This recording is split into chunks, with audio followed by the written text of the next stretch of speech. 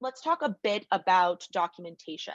So Stacy had a great question about how would you suggest that they document the FTE reduction exemptions. In this case, the organization saw several people retire during the shutdown, and those folks did not decide to return. Mhm. Now, did they need to rehire those positions would be my first question. But my thinking is that you probably wouldn't apply, or you probably wouldn't be able to qualify for any of the safe harbors. So you would need to go into that FTE reduction exemption process. And that would be a voluntary reduction of their hours, or a voluntary reduction of their, position. If they chose to retire, that's not an FTE that you necessarily have to restore. And do you have any suggestions on how they should document that specifically? Yeah, I mean, a letter. I mean, I don't know, any type of retirement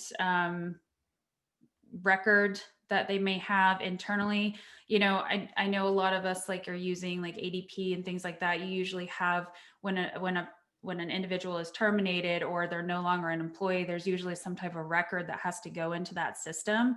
So that could be used as documentation there, like date of Fantastic. retirement. Mhm. Fantastic.